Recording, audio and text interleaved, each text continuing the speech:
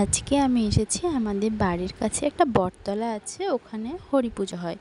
তো বৈশাখ মাসের শেষ মঙ্গলবারে এই পুজোটা হয়।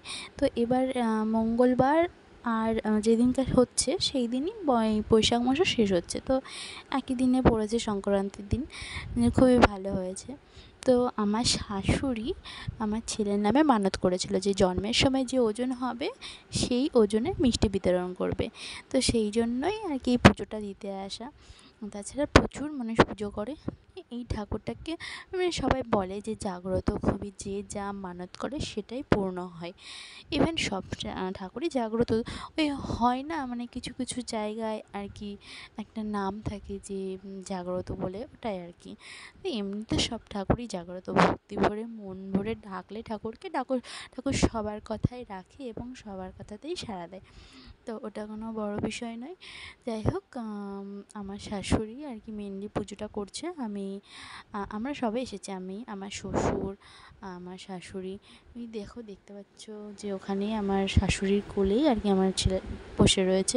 তো আজকে জানি না কেন খুবই কান্নাকাটি করছিল, মানে একটুও বসে থাকছিল না। এদিকে ঢাক বাজছে, ওদিকে তোমার কাঁসর ঘণ্টা উলুর শঙ্খ বাজছে, হয়তো ভয় পাচ্ছিল, ওই জন্যই থাকছিল না। তার থেকে বড় কথা, মানে পুজোটা যেহেতু দুপুরে হয়েছে, ও না ঘুমিয়ে পড়েছিল। এবার আমি স্নান টান করে ওর খাবার রেডি করতে করতে ঘুমিয়ে পড়েছে। এবার যাবো কী করে? তো বেচারা 1 ঘন্টাও হয়নি ঘুমিয়েছে। তো ওকে ঘুম থেকে টেনে তুলেই খাইয়ে নিয়ে গেছে। ওই জন্যই হয়তো একটু বেশি মানে ঘ্যান ঘ্যান করছিলো, কারণ ঘুমটা যেহেতু পুরোপুরি হয়নি। তো ওই কারণেই আর কি। তো এই যে পুজোর যজ্ঞ শুরু হয়ে গেছে, অঞ্জলি টঞ্জলি সব কমপ্লিট, আর কিছুক্ষণের মধ্যে পুজো শেষ হয়ে যাবে। তো এই দিনে না প্রচণ্ড ঝড় বৃষ্টি হয়, মানে গেল বছরও প্রচণ্ড ঝড় হয়েছিল। তো এবছর জানি না খুবই ভালো হয়েছে, কিছুই হয়নি, কিন্তু হালকা হালকা মেঘলা করেছিল।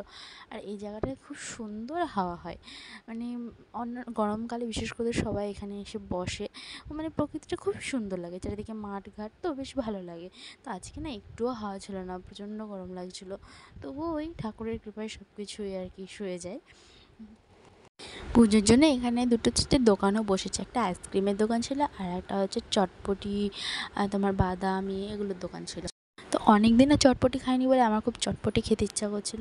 তো পুজো টুজো শেষ হওয়ার পরে হাতে অনেক কিছু ছিল বলে তখন আর নিয়ে যেতে পারিনি, বাড়ি গিয়ে সন্ধেবেলায় এসেছিলাম। কিন্তু আমার কপালটাই খারাপ যে চটপটি শেষ হয়ে গেছিলো। তাই শুধু নিমকি আর বাদাম কিনেই বাড়ি চলে আসতে হলো। বাদামটা আমি সব জায়গা থেকেই কিনি, কারণ আমার বর বাদাম খেতে খুবই ভালোবাসে। তো বাদামটা আমাকে কিনতেই হয় ওর জন্য। যাই হোক, পুজো প্রায় শেষ হয়ে গেছে। তো এখানে এইটুকুই।